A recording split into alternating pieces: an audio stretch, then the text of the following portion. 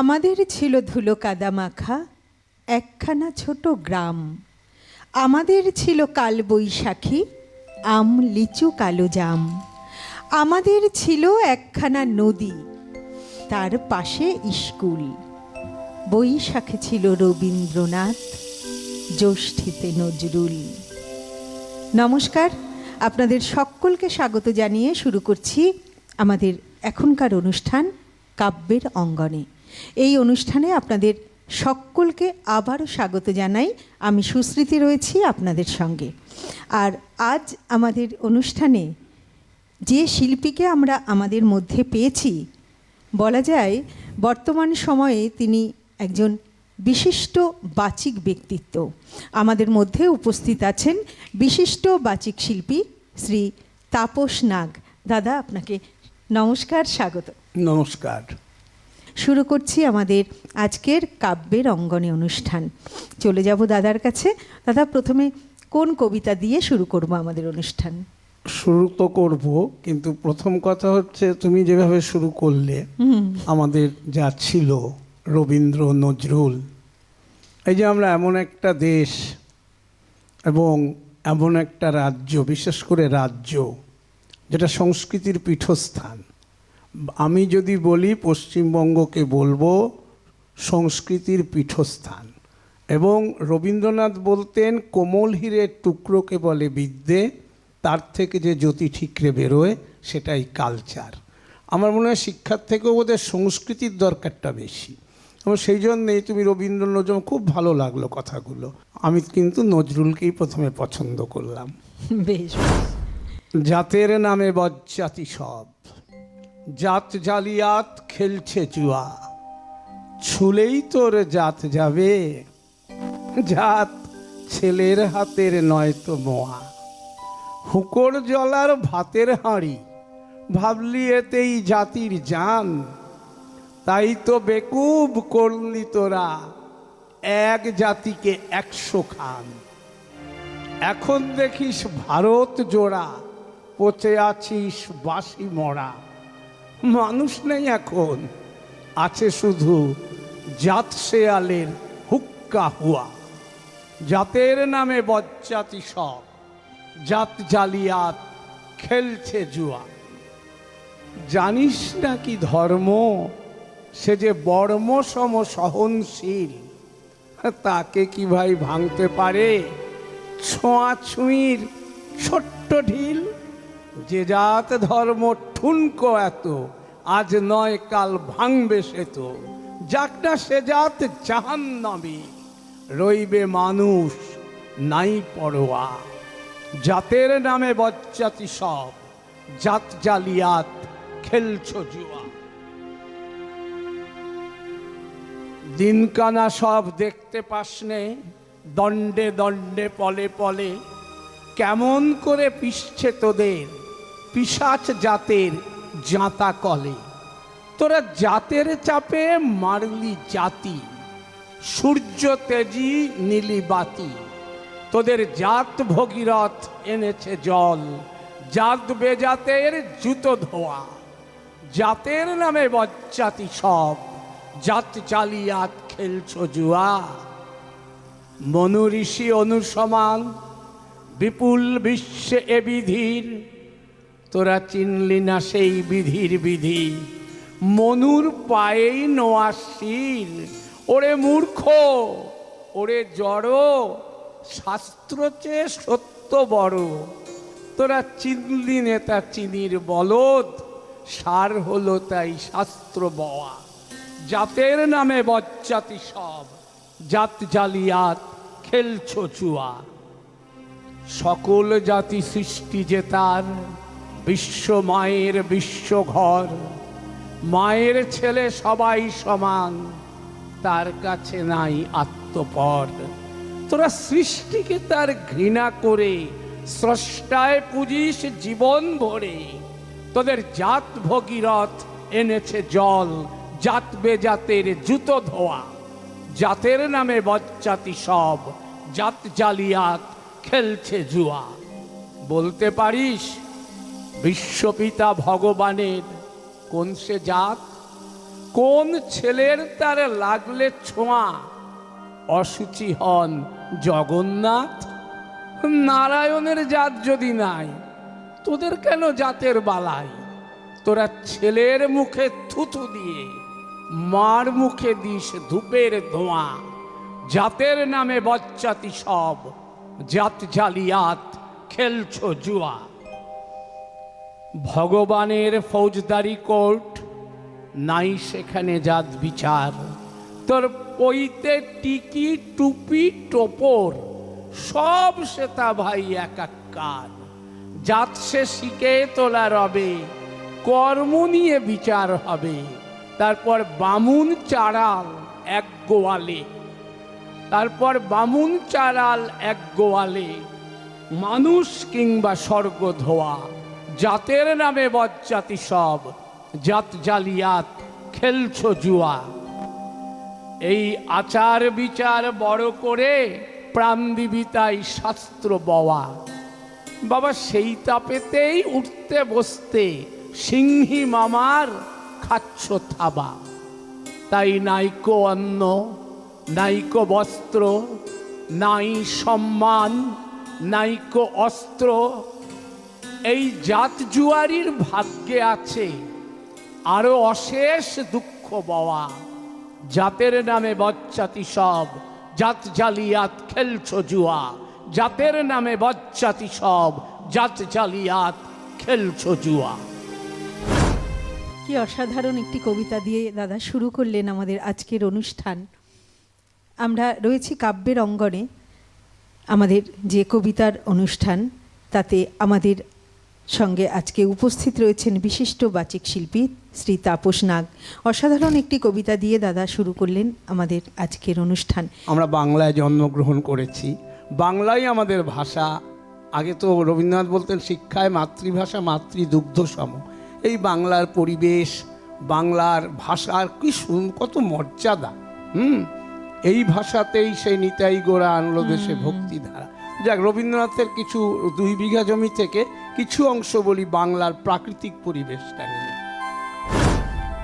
নম নম নম সুন্দরী মম জননী জন্ম বঙ্গভূমি।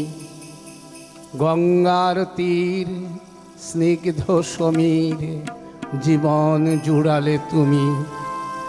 অবারিত মাঠ গগন ললাট চুমে তব পদধূলি।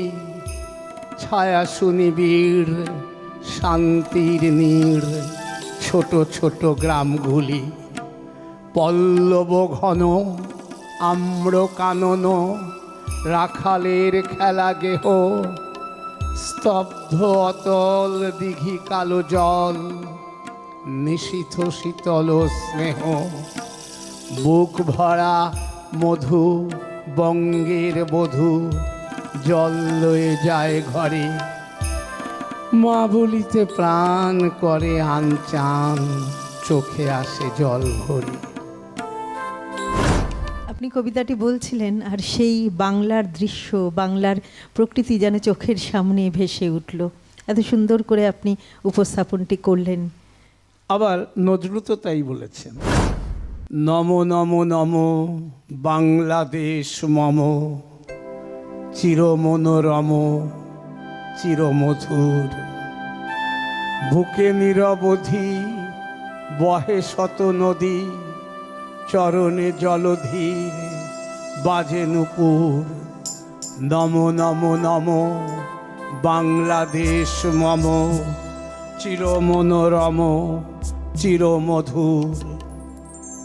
শিয়রে গিরিরাজ হিমালয় প্রহরী। শিয়রে গিরিরাজ হিমালয় প্রহরী। আশিস মেঘবাড়ি যেন তার পরে ঝরি। যেন উমার চেয়ে এ আদরি নিমে ওরে আকাশ ছেয়ে মেঘ চিকুর। নম নম নম বাংলাদেশ মম চির মনোরম চির মধুর। গ্রীষ্মে নাচে বামা কাল বসে কি ঝড়ে। সহসা বরসাতে কাঁদিয়া ভেঙে পড়ে, শরতে হেসে চলে, সে ফালিকা তলে গাহিয়া আগমনী গীতিবিধুর। নম নম নম বাংলাদেশ মম, চিরমনোরম চিরমধুর। নম নম নম বাংলাদেশ মম, চিরমনোরম চিরমধুর। হরিত অঞ্চল হেমন্তে দুলায়ে, ফেরে সে মাঠে মাঠে শিশির ভেজা পায়ে। শীতের অলস বেলা পাতা ঝরার খেলা, গাহিয়া আগমনী গীতিবিধুর। নম নম নম বাংলাদেশ মম, চিরমনোরম চিরমধুর। এই দেশের মাটি জল ও ফুল ফলে, যে রস যে সুধা নাহি ভূমণ্ডলে। এই মায়ের বুকে হেসে খেলে সুখে, ঘুমাবো এই বুকে স্বপ্নাতুর। নম নম নম বাংলাদেশ মম, চিরমনোরম চিরমধুর। এই যে কবিতা দুটো, এই রবীন্দ্রনাথ ঠাকুরের প্রথমে বললেন, তারপরে কাজী নজরুল ইসলাম। এই যে প্রথমে আমি শুরু করলাম, আপনিও বললেন দাদা, এই যে আমাদের তো বুকের দুই পাশে দুই কবির অবস্থান। অবশ্যই। হ্যাঁ, একদিকে নজরুল ইসলাম, একদিকে রবীন্দ্রনাথ ঠাকুর। তো রবীন্দ্র নজরুলকে নিয়েই তো আমাদের পথ চলা। আমরা তো সেটা যেমন, হ্যাঁ, আসলে আমাদের বাংলার প্রকৃতি যেমন, মানুষও তো তেমন। বাঙালির চিন্তা ভাবনা, একটা তাদের যেই স্বাধীনতা আন্দোলনে বাঙালির ভূমিকা, আরে বাঙালিকে অস্বীকার করতে গেলেও পারবে? একদম। বাংলা যা আজকে করে সারা ভারত তার থেকে শেখে। এ কথা যারা বোঝে না তারা মূর্খের স্বর্গে বাস করে। সুতরাং আমি এবার জীবনানন্দ কম যাননি, তিনিও একদম। বাংলার বুকেই দেহ রাখতে চেয়েছেন। তোমার বুকের থেকে একদিন চলে যাবে তোমার সন্তান, বাংলার বুক ছেড়ে চলে যাবে। যে ইঙ্গিতে নক্ষত্র ঝরে, আকাশের নীলাভ বুক ছেড়ে দিয়ে হিমের ভিতরে ডুবে যায়। কুয়াশায় দিকে দিকে ঝরে পড়ে রূপশালী ধান। একদিন হয়তোবা নিম পেঁচা অন্ধকারে গাবে তার গান। আমারে কুড়ায় নেবে মেঠো ইঁদুরের মতো মরণের ঘরে। হৃদয়ে খুদের গন্ধ লেগে আছে আকাঙ্ক্ষার, তবুও তো মাথার উপর নীল মৃত্যু জাগর। বাঁকা চাঁদ, শূন্য মাঠ, শিশিরের ঘ্রাণ। কখন মরণ আসে কে বা জানে, কালিদহে কখন যে ঝড় কমলের নাল ভাঙে। ছুঁড়ে ফেলে গাংচি শালিখের প্রাণ, জানি না কো। তবু যেন মরি আমি এই মাঠ ঘাটের ভিতর, কৃষ্ণা যমুনার নয়। যেন এই গাঙুড়ের ঢেউয়ের আঘ্রাণ লেগে থাকে চোখে মুখে। রূপসী বাংলা যেন বুকের উপর জেগে থাকে, তারই নিচে শুয়ে থাকি যেন আমি অর্ধনারীশ্বর।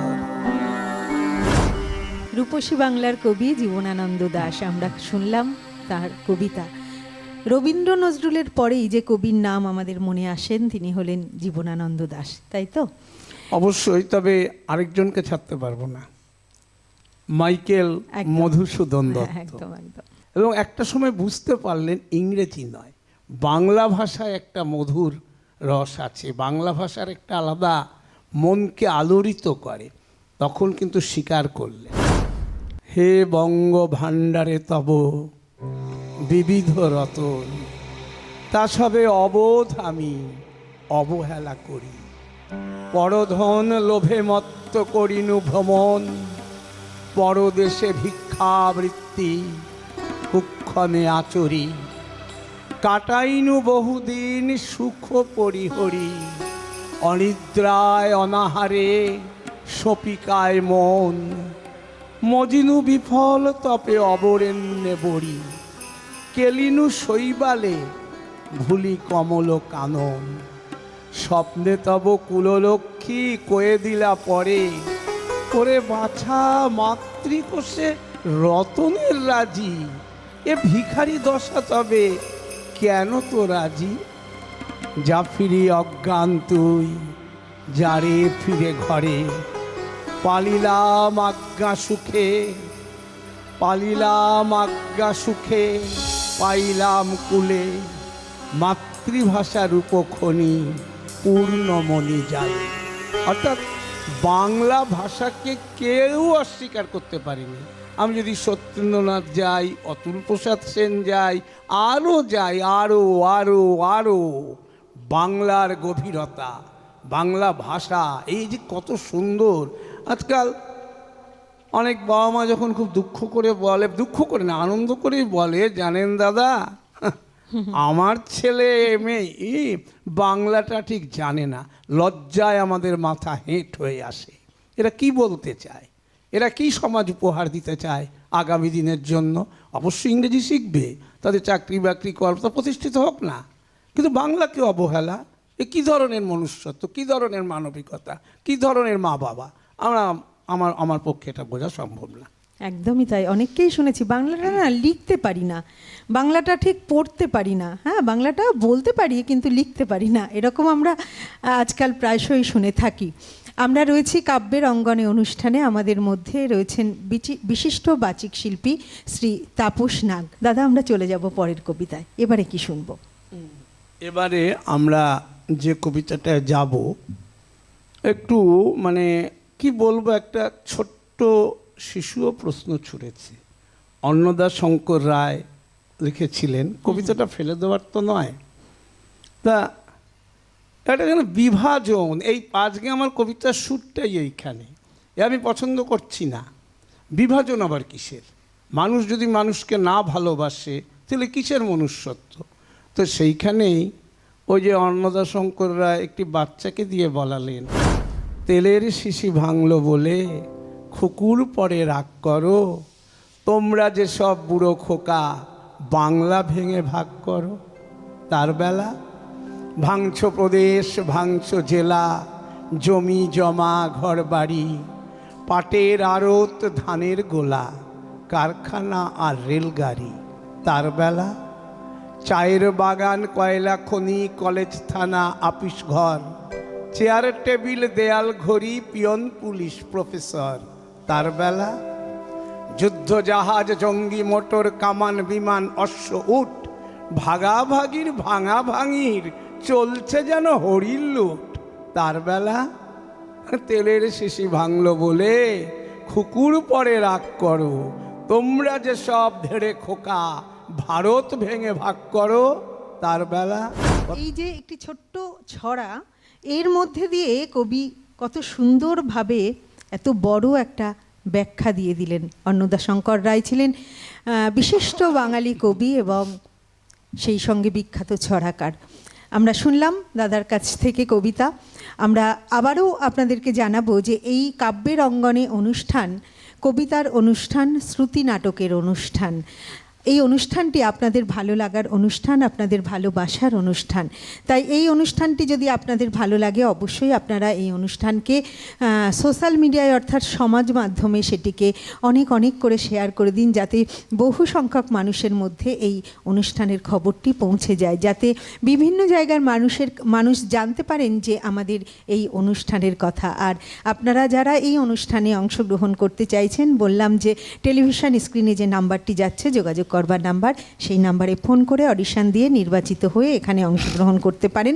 আর শুধুমাত্র বাচিক শিল্পী নন, যে সকল কবিরা আছেন বর্তমান সময়ে, যারা তাদের নিজেদের সৃষ্টি, নিজেদের রচনাকে সকলের সামনে তুলে ধরতে চাইছেন, আমরা প্রত্যেকেই সেটি চাই।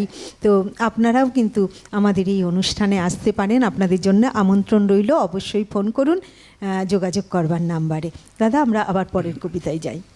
কবি শঙ্খ ঘোষের কবিতা যমুনাবতী। নিভন্ত এই চুল্লিতে মা একটু আগুন দে, আরেকটু কাল বেঁচেই থাকি বাঁচার আনন্দে।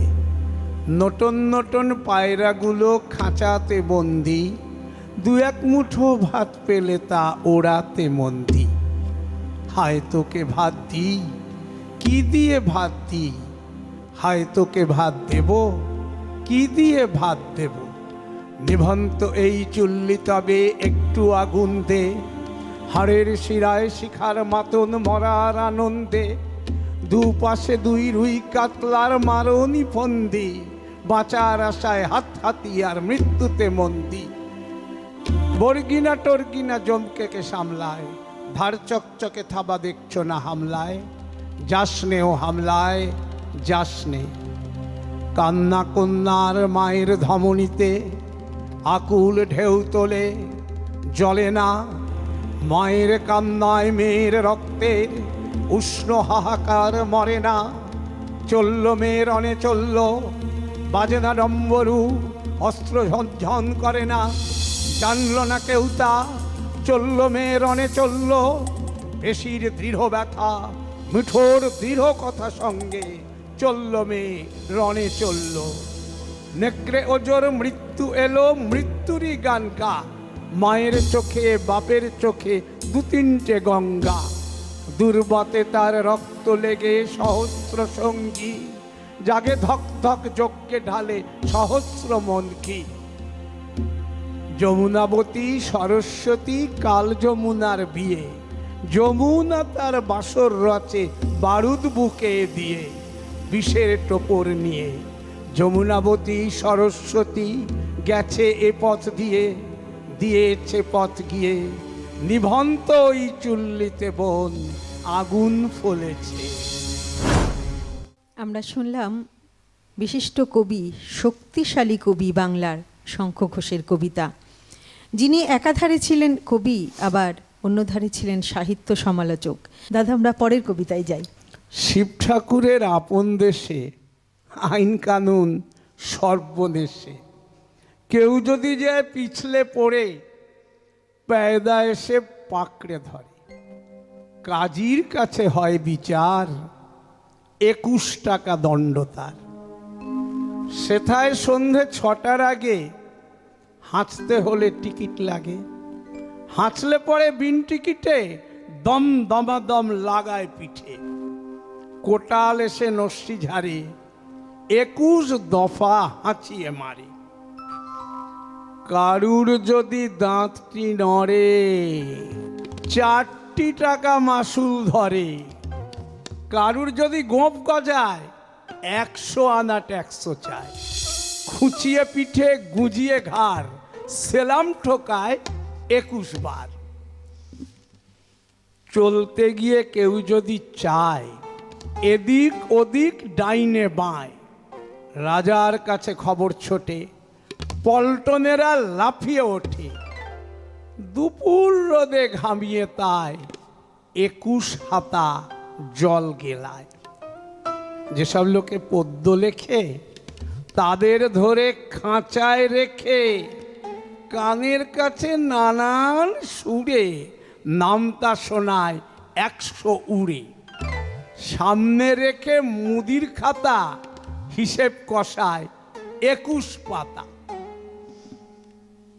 হঠাৎ সেথায় রাত দুপুরে নাক ডাকালে ঘুমের ঘোরে, অমনি তেড়ে মাথায় ঘষে গোবর গুলে বেলের কষে। 21টি পাক ঘুরিয়ে তাকে 21 ঘন্টা ঝুলিয়ে রাখে। তাহলে সুকুমার আগেই বুঝেছেন বলেই লিখেছেন। দেখুন কত কবিরা কত মানে দীর্ঘদ্রষ্টা। আমরা চলে এসেছি একদম আমাদের অনুষ্ঠানের শেষ মুহূর্তে। তাপসদার একটি কবিতা শুনতে শুনতে আমরা আমাদের অনুষ্ঠান শেষ করব। অলস সময় ধারাবে, মন চলে শূন্য পানে চেয়ে, সে মহাশূন্যের পথে ছায়া আঁকা ছবি পড়ে চোখে। কতকাল দলে দলে গেছে কত লোকে, সুদীর্ঘ অতীতে জয়োদ্ধত প্রবল গতিতে। এসেছে সাম্রাজ্য লোভী পাঠানের দল, এসেছে মোগল বিজয় রথের চাকা, উড়ায়েছে ধুলি জাল, উড়িয়াছে বিজয় পতাকা।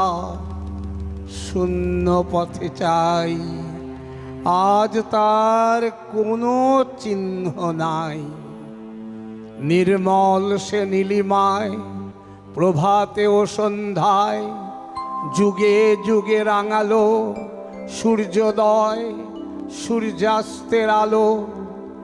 আর বার সেই শূন্য তলে আসিয়াছে দলে দলে, লৌহ বাধা পথে অনল নিঃশ্বাসী রথে। বিপুল ইংরেজ বিকীর্ণ করেছে তার তেজ, জানি তার পথ দিয়ে বয়ে যাবে কাল। কোথায় ভাষায় দেবে সাম্রাজ্যের দেশ ও বেড়া জাল, জানি তার পণ্যবাহী সেনা জ্যোতিষ্ক লোকের পথে রেখা মাত্র চিহ্ন রাখিবে না। মাটির পৃথিবী পানে আখি মেলি যবে, দেখি সেথা কল কল রবে। বিপুল জনতা চলে নানা পথে নানা দলে দলে, যুগ যুগান্তর হতে মানুষের নিত্য প্রয়োজনে। ওরা চিরকাল টানে দাঁড়, ধরে থাকে হাল। ওরা মাঠে মাঠে বীজ বনে পাকা ধান কাটে। ওরা কাজ করে নগরে প্রান্তরে, রাজছত্র ভেঙে পড়ে, রণডঙ্কা শব্দ নাহি তোলে। জয়স্তম্ভ মূঢ়সম অর্থ তার ভোলে। রক্ত মাখা অস্ত্র হাতে যত রক্ত আঁকি, শিশু পাঠ্য কাহিনীতে থাকে মুখ ঢাকি। ওরা কাজ করে দেশে দেশান্তরে, অঙ্গবঙ্গ কলিঙ্গে, সমুদ্র নদীর ঘাটে ঘাটে, পঞ্জাবে বোম্বাই গুজরাটে। গুরু গুরু গর্জন গুনগুন স্বর, দিনরাত্র গাথা পড়ি, দিনযাত্রা করিছে মুখর। দুঃখ সুখ দিবস রজনী, মন্দ্রিত করিয়া তোলে জীবনের মহামন্ত্রধ্বনি। শত শত সাম্রাজ্যের ভগ্ন শেষ করে ওরা কাজ করে। নমস্কার।